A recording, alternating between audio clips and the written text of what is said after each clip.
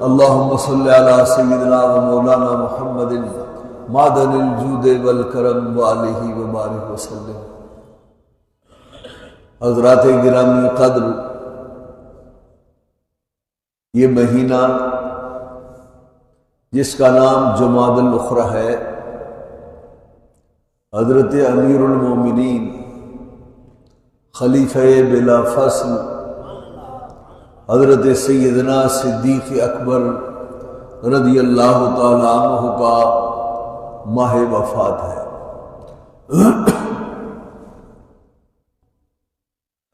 حضرت ابو بکر صدیق رضی اللہ عنہ بہت بلند پایہ ہستی کا نام ہے۔ آپ کی شخصیت تمام صحابہ کرام میں ممتاز، فضل و شرف کے لحاظ سے سب سے اعلیٰ، تمام صحابہ کرام میں مرتبے میں بالا ہے۔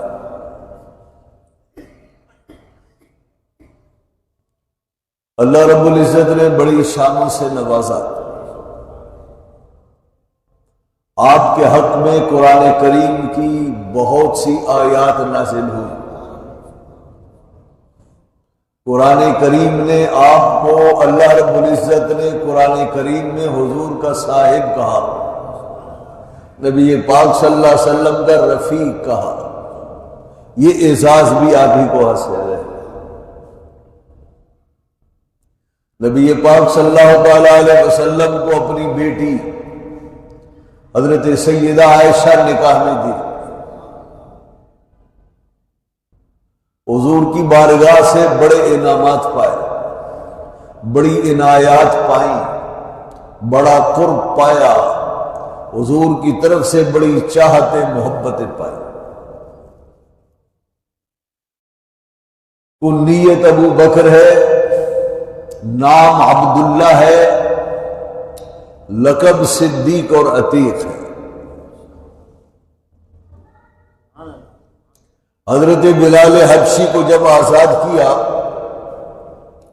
نبی پاک صلی اللہ علیہ وسلم کو یہ مجدہ سنایا کہ یا رسول اللہ، ہم نے بلال کو آزاد کیا تو اللہ کے محبوب نے فرمایا انت عتیق من النار، تم نے میرے بلال کو کیا آزاد کیا؟ تم نے اپنی گردن جہنم سے آزاد کر دی۔ واقع معراج میں جو اس وقت کے لوگوں کے لیے بڑی آزمائش تھا، نئے نئے اسلام قبول کرنے والوں نے اس کا انکار کیا، دین سے منحرف ہو گئے۔ اشقیاء کو، دین کے اعداء کو اس پر تمسخر و مذاق کا بڑا موقع ملا۔ ابو جہل اپنی پارٹی سمیت ابو بکر صدیق کے پاس گیا اور کہنے لگا تم نے اپنے یار کی ہر بات کو مانا ہے، ذرا آج کی خبر بھی سنو۔ تمہارا یار یہ فرماتا ہے میں اس رات میں مسجد حرام سے اٹھا، مسجد اقصی میں پہنچا اور مسجد اقصی سے چلا واپس حرم مکہ میں آیا۔ یہ ہفتوں مہینوں کی بات نہیں ابو بکر، یہ جو رات گزری ہے نا، اس رات کے اندر کی بات ہے۔ ابو بکر، بھلا تمہاری عقل اس کو مانتی ہے کہ کوئی آدمی کسی بھی تیز رفتار سواری پر سفر کرے تو کیا رات کے چند گھنٹوں میں یہ سفر ممکن ہے؟ تو بکر صدیق نے فرمایا کیا واقعی میرے محبوب نے فرمایا؟ تو اس نے کہا ہاں، حسین حرم میں بیٹھے ہیں، وہ اس بات کا ادعا فرماتے ہیں، یقین نہیں آتا تو چلو میرے ساتھ۔ تو آپ نے فرمایا اس تکلف کی ضرورت نہیں، اگر میرے محبوب مصطفیٰ نے فرمایا تو خدا کی قسم سچ فرمایا، حق فرمایا۔ ابو بکر تمہاری عقل کو کیا ہو گیا؟ یہ واقعہ ماننے والا ہے؟ تو آپ نے فرمایا بے وقوفو، یہ رہی مسجد اقصی، میں تو صبح سے شام تک جو آسمانوں سے وحی آتی ہے میں روزانہ اس کی تصدیق کرتا ہوں، یہ کیا بات ہے؟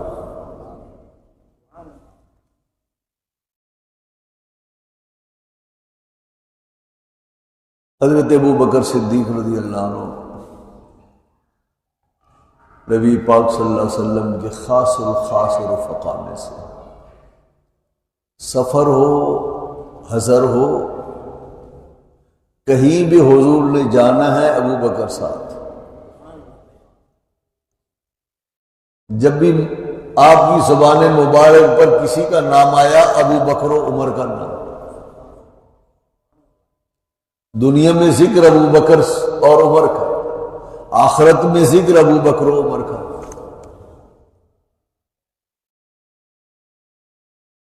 حضور نبی پاک صلی اللہ علیہ وسلم کی بارگاہ میں بڑے پیارے تھے، حضور کی بڑی شفقتیں انہیں حاصل تھی۔ بعض ایسی شفقتیں کہ جو کسی کے لیے حضور کی دیکھنے میں نہیں آئیں، ابو بکر صدیق کو وہ شفقتیں حاصل ہیں۔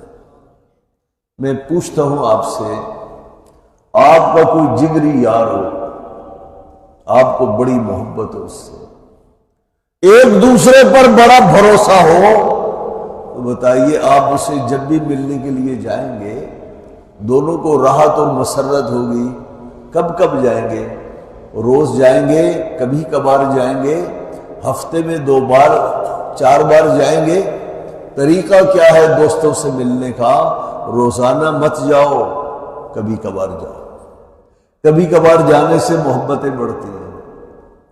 حضرت ابو ہریرہ کو نبی پاک صلی اللہ علیہ وسلم نے فرمایا زر غبن تزدد حبن، ابو ہریرہ کبھی کبھی ملاقات کے لیے آؤ، اس سے محبت بڑھتی ہے۔ روزانہ ملاقات سے محبتیں گھٹتی ہیں۔ آپ کا بہت اچھا دوست ہو، روزانہ چلا آئے تو ایک دن تنگ ہو کر کہیں گے یہ تو بالکل واندہ ہے یار، تو فارغ بیٹھا ہے، اس کا کوئی کام ہی نہیں ہے۔ حضور نبی پاک صلی اللہ تعالی علیہ وسلم کو حضرت ابو بکر صدیق سے اس قدر محبت تھی، اس قدر انسیت تھی، اور حضرت ابو بکر صدیق حضور صلی اللہ تعالی علیہ وسلم کی ذات والا پر اس قدر فدا تھے کہ بخاری شریف میں آیا نبی پاک صلی اللہ علیہ وسلم حضرت ابو بکر صدیق کے گھر روزانہ تشریف لے جاتے۔ کب تشریف لے جاتے؟ اس وقت جاتے تھے، بخاری کہتی ہے صبح بھی جاتے تھے شام کو بھی جاتے تھے۔ ہم نے ایسا کوئی صحابی نہیں دیکھا جس کے گھر میں حضور صبح شام جاتے ہوں، روزانہ جاتے ہوں۔ حضرت ابو بکر صدیق کو یہ اعزاز حاصل ہے، حضور کی بارگاہ میں اس قدر مقرب ہے، اور اللہ کے محبوب کی ذات والا ان کی ذات سے اس قدر مانوس ہے کہ صبح بھی ابو بکر صدیق کے گھر، شام کو بھی حضرت ابو بکر صدیق کے گھر حضور تشریف لے جاتے۔ یہ تو نبی پاک صلی اللہ تعالی علیہ وسلم کی انسیت ابو بکر سے ہے۔ اگلی بات بھی سن لیجیے۔ حضرت عائشہ ام المومنین فرماتی ہیں حضور صبح شام ہمارے گھر تشریف لاتے تھے۔ ایک بار کیا ہوا، بالکل عین دوپہر میں حضور ہمارے گھر تشریف لا رہے ہیں۔ حضرت ابو بکر صدیق نے دیکھا تو آپ نے فرمایا اللہ خیر کرے، حضور اس وقت تشریف لا رہے ہیں، سید عالم صلی اللہ علیہ وسلم اس وقت میں کبھی ہمارے گھر تشریف نہیں لائے، معلوم ہوتا ہے کوئی خاص بات ہے، کوئی ایمرجنسی ہے۔ توجہ ہے؟ تو جب حضور سید عالم صلی اللہ علیہ وسلم حضرت بکر صدیق کے گھر پہنچے تو بکر صدیق نے عرض کیا میرے ماں باپ قربان ہو جائیں، حضور اس وقت تشریف نہیں لے آتے، خیر تو ہے یا رسول اللہ؟ تو آپ نے فرمایا گھر میں کون کون ہے سب کو باہر نکالو، کمرے میں جو کوئی ہے باہر نکالو۔ تو حضرت بکر صدیق نے عرض کیا یا رسول اللہ حضور فکر نہ کریں، اس گھر میں میرے بیٹے ہیں، بیٹیاں ہیں، بیوی ہے، میرے غلام ہیں، میری کنیزیں ہیں، یہ سب حضور کی کنیزیں ہیں، حضور کے غلام ہیں، حضور کی ذات والا پر فدا ہیں، یا رسول اللہ ان سب پر بھروسہ کیجیے۔ تو سید عالم صلی اللہ علیہ وسلم نے فرمایا ابو بکر اللہ نے مجھے مکے سے مدینے کی طرف ہجرت کا حکم فرمایا ہے۔ یہ بتائیے اگر آپ اس وقت کے حالات نگاہ میں رکھیں، کیا سفر ہجرت پہ نکلنا آسان تھا؟ پورا مکہ دشمن، وادی مکہ کے ہر گھر میں دشمن، سوائے حضرت ابوبکر صدیق کے، سوائے حضرت مولا علی کے، چند اور لوگوں کے، وادی مکہ میں رہنے والوں کی غالب اکثریت دشمنوں اور خون کے پیاسوں کی۔ جب آپ ہجرت کے لیے نکلے تو آپ کے گھر پر دشمنوں کا پہرا تھا، تلواریں ننگے لیے ہوئے کھڑے تھے۔ حضور نکلے اور گردن سے سر اڑا دیا جائے، نعوذ باللہ، حضور کو شہید کر دیا جائے۔ بتائیے ان حالات میں سفر آسان ہے؟ اچھا ان حالات میں کسی دوست کا ساتھ دینا آسان ہے؟ بولے نہیں۔ ذرا سوچیں آپ، کون آدمی ہے جس کو جان عزیز نہیں؟ ابوبکر صدیق سن کے خاموش ہو جاتے، حضور کو جانے تو جا رہے ہیں، پوچھنے کی نوبت ہی نہیں، اگلی بات ہی نہ کرتے۔ حضور نے فرمایا مجھے اللہ نے ہجرت کا حکم دیا، بات ختم تھی۔ ابوبکر صدیق پلٹ کے پوچھتے ہیں یا رسول اللہ یہ غلام بھی حضور کے ساتھ جائے گا نا؟ فرمایا ہاں ابو بکر تم میرے ساتھ اس سفر میں چلو گے۔ ایسے موقعوں پر دوست بتائیے کنیاں کتراتے ہیں یا نہیں؟ کنی کتراتے ہیں یا نہیں؟ جان چھڑاتے ہیں یا نہیں؟ بہانے بناتے ہیں یا نہیں؟ حالات اچھے نہیں ہیں، میرے یہ کام اٹکے ہوئے ہیں، میں اگر جاؤں گا تو بہت میں معذرت چاہتا ہوں۔ بہت آسان ہے کہنا۔ حضرت عائشہ کیا فرماتی ہیں، میرے باپ کے کیا تاثرات؟ فرمایا میں سنا کرتی تھی کہ خوشی کے بھی آنسو ہوتے ہیں، دکھ کے آنسو میں نے دیکھے تھے، میں سنتی تھی کہ خوشی کے بھی آنسو ہوتے ہیں۔ فرمایا جب ابوبکر صدیق نے یہ سنا حضور کی زبان کریم سے، ابوبکر صدیق اس سفر ہجرت میں تم میرے یار و رفیق ہو گئے، تو فرمایا میرے باپ کی آنکھوں میں آنسو تیرنے لگے خوشی کے مارے۔ ایسے لوگ ایسے مواقع پر تو بڑے سے بڑے دوست کے پسینے چھوٹ جاتے ہیں، یا ابوبکر صدیق خوشی کے مارے آنکھوں سے آنسو چھلک پڑے۔ تو بتائیے حضور سے کتنی محبت تھی، اور سید عالم صلی اللہ علیہ وسلم کو کتنا بھروسہ تھا ابوبکر صدیق۔ کچھ کم بخت بدبخت لوگ کہتے ہیں ابوبکر صدیق کو اس لیے ساتھ لیا کہ سازش نہ کرے۔ دشمن ساتھ ہو تو بتائیے یہ سازش کرنا آسان ہے، تو یہ دشمن گھر میں ہو دور ہو تو سازش کرنا آسان ہے کم بختو؟ پھر ابوبکر صدیق ساتھ ہے تو ابوبکر صدیق کا سارا گھرانہ تو باہر ہے یا نہیں؟ سازش کر سکتا تھا یا نہیں؟ لیکن تاریخ اس بات کی گواہ ہے، بڑے سے بڑے لوگوں کو دیکھا کہ ایک ایسی قیمت ہوتی ہے ہر ایک کے ضمیر کی، جس دولت اور پیسے کے آگے بڑے بڑوں کے ضمیر بکتے نظر آتے ہیں۔ انعام کے لالچ میں بڑے بڑے لوگ ایمان بیچ دیتے ہیں۔ ابوبکر صدیق تجھ پہ قربان جائیے۔ جب نبی پاک صلی اللہ علیہ وسلم ابوبکر صدیق سفر ہجرت میں ساتھ ہوئے، مکے سے نکلے، تو قریش مکہ نے کیا کہا؟ وہ چین سے نہیں بیٹھے، انہوں نے کہا پکڑ کر لاؤ انہیں زندہ یا مردہ، جو ایسا کرے گا ہم اسے 100 سرخ اونٹ عرب کے انعام میں دیں گے۔ ہر گھر پاگل ہے، انعام کے لالچ میں پاگل نظر آ رہا، گھوڑے پر اونٹوں پر پیدل لوگ حصول انعام کے لیے انہیں پکڑنے کے لیے گھر سے نکلتے ہیں۔ جس گھر میں خاموشی ہے وہ ابوبکر صدیق کا گھر ہے۔ ابوبکر آپ تو آپ ہیں، آپ کی بیوی آپ کی بیوی ہے، آپ کے بچے ابوبکر بچے ہیں، آپ کے بیٹے آپ کے بیٹے ہیں، آپ کا پاکیزہ خون ان کی رگوں میں دوڑ رہا ہے۔ وہ غیرت جو نبی پاک کے لیے اللہ نے آپ کے دل میں پیدا کی، وہ عزت جو حضور کے لیے آپ کے دل میں پیدا کی، وہ جانثاری کا جذبہ جو اللہ نے آپ کو عطا فرمایا، وہ آپ کی وجہ سے آپ کی اولاد کو ملا۔ لیکن ابو بکر یہ آپ کی کنیزے اور غلام کیوں غیرت مند ہو گئے؟ ابو بکر صدیق تیری مصطفیٰ پر جانثاری اور محبت پر قربان جائیے، صرف آپ کا گھرانہ آپ کی محبت کے رنگ میں رنگا ہوا نہیں، کنیزیں بھی رنگی ہوئی ہیں، غلام بھی رنگے ہوئے ہیں۔ کسی کی مجال نہیں کہ حضور سے غداری کرنے کا سوچ بھی سکے۔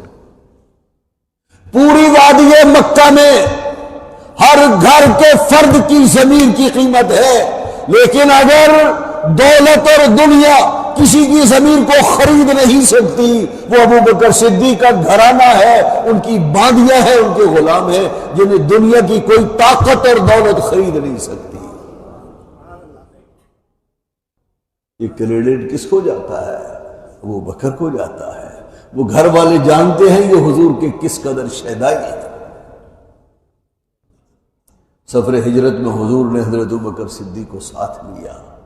اے سبحان اللہ، اس لیے ساتھ لیا کہ ہمیشہ ایسے کٹھن مراحل اور اس قسم کی خاردار وادیوں میں ایسے یار کا انتخاب کیا جاتا ہے جس کا مثل و مثیل موجود نہ ہو۔ پوری وادی مکہ میں ابو بکر جیسا بھروسے والا کوئی نہیں تھا۔ اس روز حضرت ابو بکر صدیق کون تھے؟ ان کی کیا شان تھی؟ وہ اللہ کی امانت کے امین تھے۔ ابو بکر کون تھے؟ اللہ کی امانت کے امین تھے۔ اللہ کی امانت ان کے سپرد تھی۔ بتائیے جان کس کو عزیز لے؟ جان ہر ایک کو عزیز ہے نا، لیکن ابو بکر صدیق کو جان عزیز نہیں، حضور عزیز ہے، اپنی جان سے بڑھ کر عزیز ہے۔ وہ چاہتے تھے میری جان حضور کی بچانے کے لیے اگر میری جان قربان ہو جائے تو ابو بکر صدیق کو اور کیا چاہیے؟ وفا کے پیکر ہے ابو بکر، حضور کی محبت میں فنا ہے ابو بکر، فنا فی المصطفیٰ، حضور کی ذات میں فنا ہے۔ جس کو فنائیت کا مرتبہ حاصل ہو اسے اپنی ذات بھول جاتی ہے۔ جس کو فنائیت کا مرتبہ حاصل ہو اس کی امید، اس کی تمنا یہ ہوتی ہے میں اپنے یار پہ فدا ہو جاؤں، قربان ہو جاؤں، اس پر میں فنا ہو جاؤں۔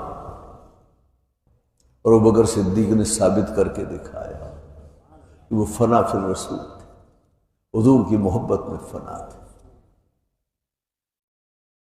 دیکھیں جس کو فنائیت کا جذبہ ہو نا، فنائیت، محبت میں فنائیت ہو، وہ کیا کہتا ہے؟ مجھے کچھ ہو جائے میرا یار بچ جائے۔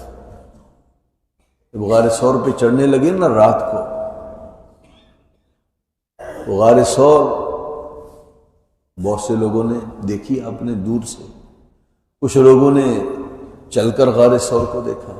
میں بھی ان آدمیوں میں سے ہوں جنہوں نے کم سے کم ایک بار غار ثور کی زیارت کی، ایک بار گیا ہوں یا 2 بار گیا ہوں۔ مشکل سفر ہے، راستہ بنا ہوا نہیں ہے، اور جب آپ دونوں نے سفر کیا اس وقت کو راستے کا نام و نشان نہیں تھا، رات کا وقت تھا۔ ابو بکر صدیق کبھی آگے حضور کے، کبھی پیچھے، کبھی دائیں کبھی بائیں۔ حضور نے فرمایا ابو بکر یہ کیا کر رہے ہو؟ عرض کیا یا رسول اللہ جب مجھے یہ ذہن کہتا ہے، دل میں یہ بات آتی ہے کہیں دشمن آگے نہ بیٹھا ہو، میں حضور کے آگے کھڑا ہو جاتا ہوں۔ یا رسول اللہ جب کبھی یہ احساس ہوتا ہے کہ دشمن پیچھے سے تیر نہ چلائے، میں حضور کے پیچھے کھڑا ہو جاتا ہوں۔ دائیں بائیں میرا کہیں حضور کا دشمن مورچہ بند نہ ہو اور حضور پر حملہ نہ کرے۔ یا رسول اللہ میں چاہتا ہوں سب سے پہلے حملے کی زد میں ابو بکر صدیق کی جان آئے، ابو بکر کی جان آئے، آپ پر قربان ہو۔ ایک وقت آیا حضرت بکر صدیق نے محسوس کیا میرے محبوب تھک گئے ہیں، حضور تھک گئے، عمریں تو دونوں کی ایک جتنی ہیں۔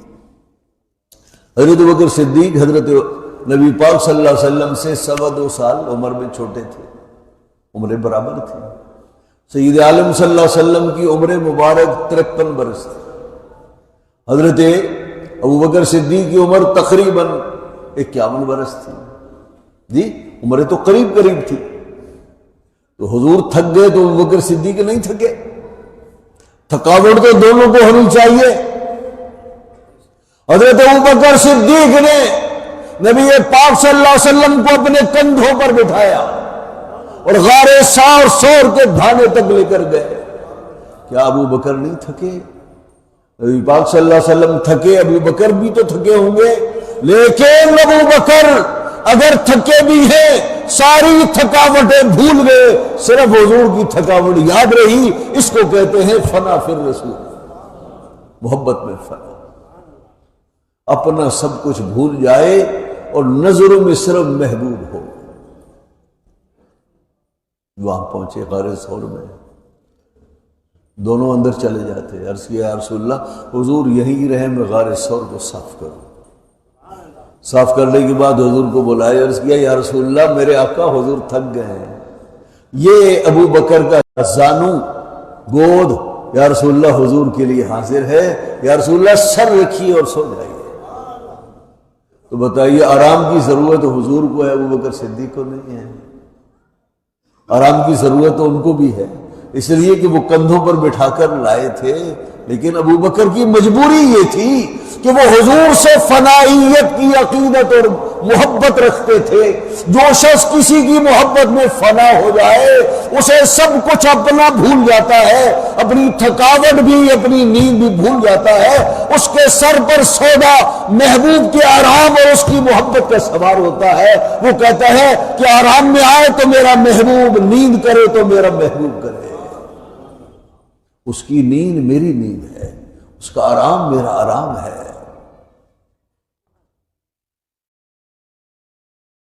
تین رہتے رہے. یہ اعزاز بھی ابو بکر صدیق کو حاصل ہے. جماعت صحابہ میں ایسا کوئی بزرگ نہیں کہ جس نے 3 دن اور 3 راتیں نبی پاک صلی اللہ علیہ وسلم کے چہرے والضحا کو دیکھا ہو اور حضور کی نگاہیں اسے دیکھ رہی ہوں اور اتنا قرب ہو کہ تیسرا بندہ کوئی بیچ میں شامل نہ ہو، حائل نہ ہو. یہ صرف قربت و قرب حضرت ابوبکر صدیق کو جناب مصطفیٰ سے حاصل ہے، کسی اور کو حاصل نہیں. ابوبکر صدیق اتنے اونچے مرتبے کے آدمی ہیں. اور ابوبکر صدیق کو صرف حضور نے غار ثور میں اور غار میں اپنے ساتھ نہیں لیا. جس ہستی کو نبی پاک نے اپنی غار کی رفاقت کے لیے چنا، اسی محبوب نے اپنے مزار کی رفاقت کے لیے بھی ان کو چنا.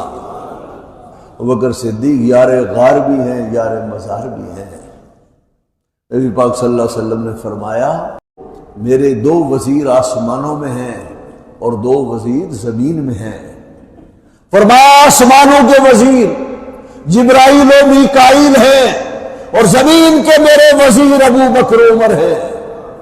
معلوم یہ ہوا کہ جناب مصطفیٰ صلی اللہ علیہ وسلم کی حکومت سلطنتیں زمین پر بھی قائم ہیں، آسمانوں پر بھی قائم ہیں. حضور زمین کے بھی سلطان ہیں، حاکم ہیں، اور آسمانوں کے بھی سلطان ہیں. جو سلطان ہوتا ہے وہ وزیر رکھتا ہے. حضور فرماتے ہیں سلطنت آسمانی کے وزیر جبرائیل و میکائیل ہیں اور سلطنت زمین اور ارضی کے جو میرے وزیر ہیں وہ ابو بکر عمر ہیں. وزیر ہمیشہ سلطان کے ساتھ رہتا ہے. حضور کی سلطنت قیامت تک اور بعد کے لیے باقی ہے. حضور کی سلطنت اب بھی باقی ہے. یہ حضور کی اب بھی وزیر ہے. وزیر ہمیشہ بادشاہ کے ساتھ رہتا ہے. عمر حضرت ابو بکر عمر حضور سید عالم صلی اللہ علیہ وسلم کے ہین حیات بھی حضور کے ساتھ تھے اور حضور کے وصال کے بعد اب بھی حضور کے ساتھ ہیں. اس لیے کہ دونوں وزیر ہیں. وزیر بادشاہ کے ساتھ ہوتے ہیں. آخری بات ایک عرض کروں. ایک شیعہ مجتہد ایران سے آیا. یہ جہانگیر کے دور کی بات ہے.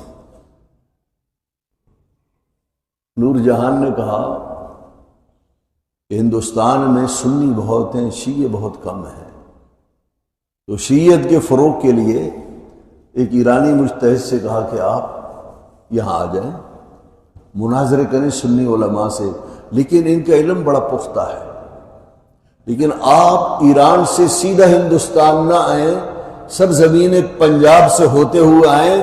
پنجاب کے جو لوگ ہیں وہ صوفی زیادہ ہیں، اور صوفی لوگوں کے پاس علم کم ہوتا ہے، باطنی نور زیادہ ہوتا ہے، لیکن ان کے پاس استدلال کی قوت کم ہوتی ہے. تو آپ پنجاب سے مناظرے کرتے ہوئے آئیں، فاتحانہ انداز میں ہندوستان آئے، آپ کا بڑا استقبال ہوگا. وہ مجتہد پنجاب آیا، لاہور آیا، اور حضرت میاں میر رحمت اللہ تعالی علیہ کی دربار میں آیا. حضرت میاں میر کے پاس نور باطن کے مالک تھے.